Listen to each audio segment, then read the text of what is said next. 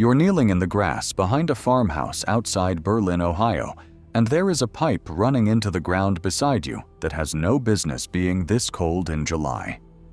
The air outside sits at 96 degrees. Put your hand over the mouth of that buried pipe, and what comes back at you is 55 degrees, steady as a heartbeat, with no hum, no vibration, no compressor working itself to death somewhere out of sight. $300 in materials. No electric bill worth mentioning. No permit. No inspector. No HVAC. Contractor on retainer. The family who built this pipe didn't discover anything new. They just never stopped doing what people did. Before a 1920s advertising campaign convinced the rest of the country that cold air had to come out of a machine. By the end of this video, you will understand exactly how the ground under your own yard is already doing this work for free, and why an industry worth tens of billions of dollars made absolutely sure you never found out. Start with the number that makes everything else make sense. 6 feet down, the temperature of the soil stops responding to the weather. It doesn't care that it's 100 degrees at the surface, or that the news is calling for a heat advisory. Push a thermometer down past that line anywhere in the eastern half of this country, and you will find a number that barely moves across all 12 months of the year, usually somewhere in the low 50s to low 60s, depending on your latitude. That stability isn't a quirk. It's a consequence of mass. Soil is heavy, packed tight, slow to gain heat and slow to lose it, which means the blistering afternoon sun that's currently frying your driveway takes weeks, sometimes months, to work its way down to that depth. By the time summer's heat finally arrives at 6 feet, the season above ground has often already turned. The ground is, in the most literal sense, running behind the weather, and that lag is the entire secret. Your air conditioner does not manufacture cold. It relocates heat using a compressor to squeeze a refrigerant through a cycle that pulls warmth out of your house and shoves it outside, burning a meaningful amount of electricity at every stage of that process. A buried pipe skips the machine entirely. Air enters one end of a tube sunk below the frost line, spends its time traveling through a trench surrounded on every side by soil that is already cooler than the day, and comes out the far end noticeably changed, sometimes by 20 degrees or more, without a single moving part beyond a small fan pushing it along. Nothing is compressed. Nothing is chemically cycled. The dirt does the work. Because the dirt was always doing the work. And for most of human history, people simply built their homes to take advantage of it instead of fighting it. The families who kept this method alive longest in this country trace their roots to farming communities in the Rhineland and the Swiss lowlands, regions where digging into a hillside for cold storage was as ordinary as building a fence. When those communities crossed the Atlantic in the 1700s and settled in Pennsylvania and later Ohio, they brought that instinct with them fully intact.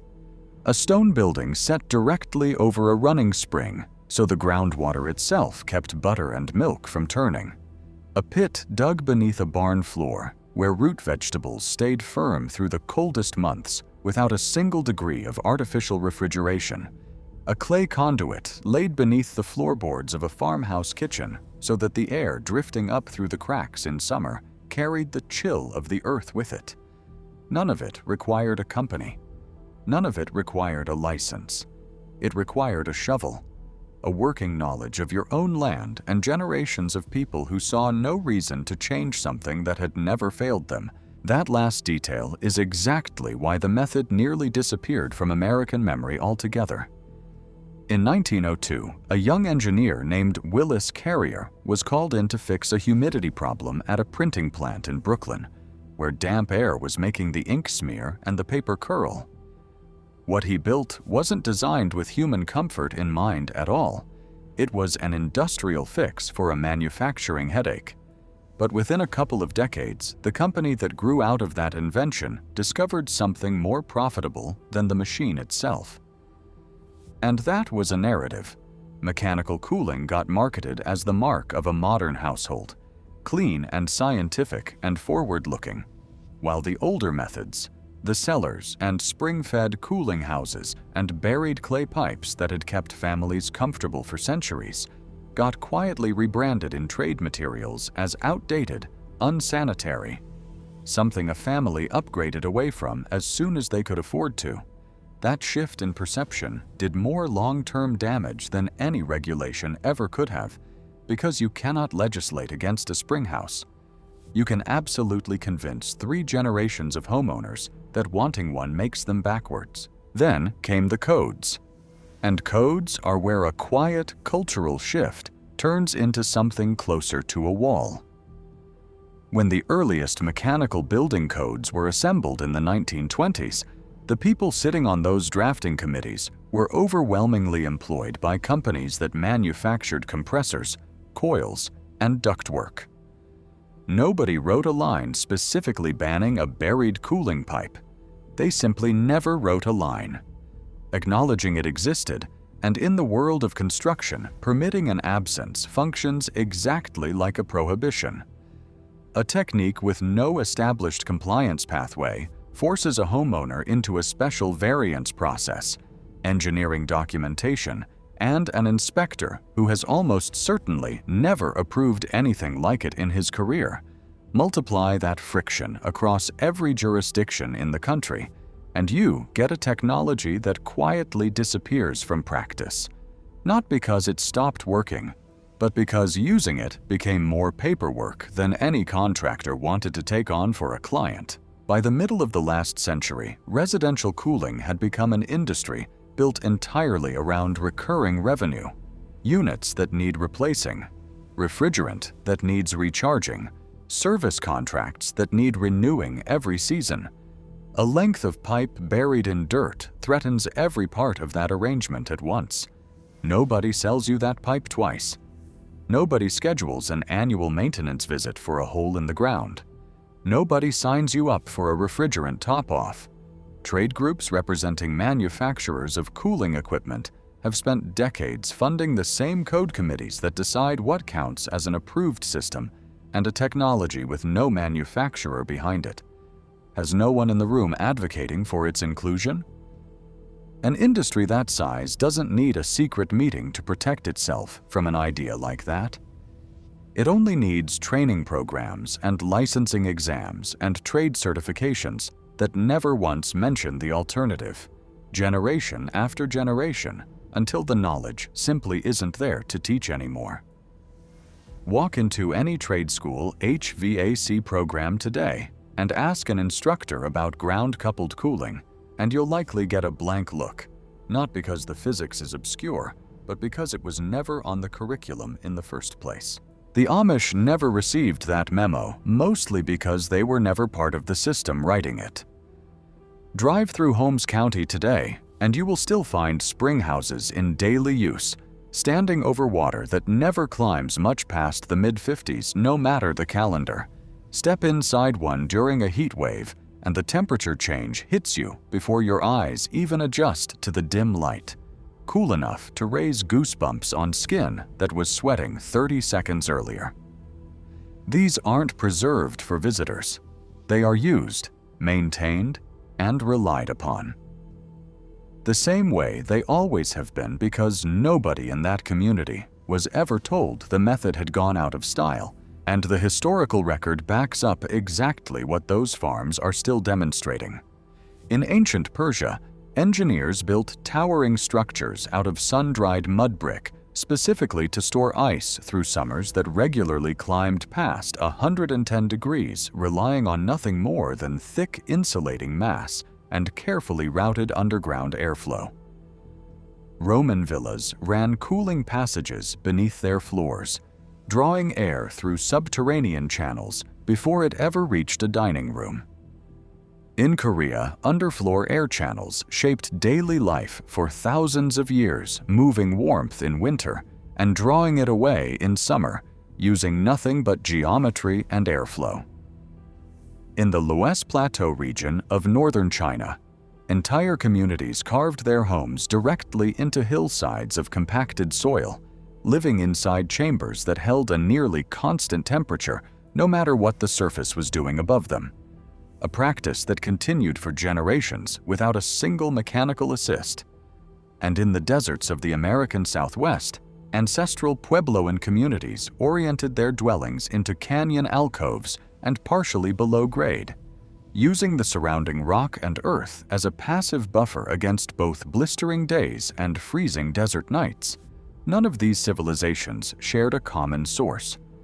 They shared a common ceiling on what the day's heat would allow them to endure, and the ground beneath them offered the same solution to every one of them, independently, centuries before anyone had a word for thermodynamics. Look at where this knowledge actually survived. And the scale of the American gap becomes obvious. Germany today has hundreds of monitored home installations using ground-coupled ventilation, tracked by research institutes that have followed their performance for decades because a manufacturer-driven code process never got the chance to erase the practice from the country's building standards. Austria requires this kind of ground-based airflow analysis on larger buildings. As a routine part of design, Switzerland has run long-term university studies on these systems, showing performance holding steady year after year, with essentially no degradation over time. This isn't fringe engineering kept alive by hobbyists. It is treated as ordinary infrastructure because the countries running it never built an entire licensing system designed around making the alternative invisible. Here in the United States, wherever someone actually bothered to measure it, the results tell the same story. Public buildings fitted with ground-coupled air systems have shown documented reductions in total energy use in the range of 40 to 50% compared to conventional mechanical cooling alone. Hospital wings in parts of Europe have run this kind of system for climate control in sensitive areas for decades, with minimal upkeep and operating costs a fraction of what a mechanical-only setup would demand. A handful of certified passive buildings scattered across American states have quietly proven the same numbers, buried in energy audits that almost nobody outside the building science world ever reads. None of this is theoretical. It's operating history, sitting in reports that never once reached an American residential code hearing, because nobody with a seat at that table stood to gain anything from bringing it up. So here's what it actually takes to build one for yourself. You do not need to touch your foundation or rip out your existing furnace and air conditioner. What you need is a strip of usable yard, even a narrow one. Along a property line will do, and roughly a weekend with a rented trencher or a very determined shovel. Dig your trench deep enough to clear your local frost line, typically somewhere around 6 feet, depending on where you live, and run it anywhere from about 80 to 200 feet. If your property allows it, choose pipe with a smooth interior rather than a ribbed one. The ridges inside, corrugated pipe trap moisture and never fully dry, which is exactly the environment that eventually breeds the mold problem critics like to bring up. A pipe somewhere around 6 to 8 inches in diameter works for most homes. Lay it on a bed of sand for even contact with the surrounding soil and slope the whole run gently, about 2% toward a low point fitted with a simple drain, so any condensation that forms has somewhere to go instead of pooling inside the line. One end terminates above ground through a screened intake, positioned somewhere shaded and away from dryer vents or anything likely to feed debris into the system. The other end passes through your foundation or crawl space, fitted with a basic filter and a small inline fan pulling less power than a couple of light bulbs running together. Switch that fan on during a scorching afternoon, and the air arriving at the house end has spent its whole trip surrounded by ground that never got the message it was supposed to be hot outside. It won't rival a compressor running flat out, but it will land comfortably in the mid to upper 60s, dry and steady for a fraction of a cent an hour instead of dollars. Run it alongside your existing air conditioner rather than replacing it outright. And you can cut how often that compressor even needs to fire, which means a smaller bill and a unit that lasts years longer, because it isn't working itself into the ground every single afternoon. Total materials for a modest residential run typically land somewhere between $200 and $500, depending on trench length and pipe cost. And once it's buried and sloped correctly, there is nothing left to service. No annual tune-up, no part that wears out on a schedule. It simply sits there, being cold, the way it has been the whole time you've been paying somebody else to manufacture the same result. If you live somewhere humid, the Gulf Coast, coastal Georgia, the swampier stretches of Florida, condensation inside an open pipe becomes something you have to manage rather than ignore. The fix that farmers in wetter regions eventually settled on is a closed loop instead of an open one. A sealed line carrying water mixed with the same kind of antifreeze used in a car's radiator, buried in that same trench and routed through a small heat exchanger inside the house rather than pushing raw air through the pipe directly. No outside air ever enters your living space through that loop. No condensation risk inside your ductwork. And because it's built from standard plumbing components rather than mechanical ducting, it fits neatly into code categories that already exist instead of running headfirst into a mechanical code that never accounted for it. A retired contractor in Baton Rouge built exactly this setup under his carport 2 summers ago, spent under $600 total, and hasn't run his upstairs unit past half capacity since. Picture the family actually living with this system. Not a lab, not a demonstration project. A kitchen table in Holmes County on a July afternoon. A fan turning slowly overhead. The smell of something baking, even though it's 90-something degrees outside. By every reasonable expectation, that room should be unbearable. Instead, there's a steady current of cool air rising through a grate near the floor, pulled up from a pipe that has been running beneath that house since before the current owners were born. Nobody at that table is thinking about thermal lag or compression ratios. Someone is shelling peas. A kid is arguing about chores. The heat outside simply isn't part of the conversation because the ground has been handling it quietly the entire time. That is what actually gets lost when an industry decides a piece of knowledge is inconvenient to keep alive. Not the physics, because the physics never went anywhere. What disappears is the confidence that a family can solve their own comfort without a monthly bill attached to it. None of this knowledge was ever lost. It was simply left off the paperwork by people who had every reason to keep it that way. The ground beneath your yard has been sitting at 55 degrees the entire time you've been paying to stay cool, waiting for someone to run a pipe through it.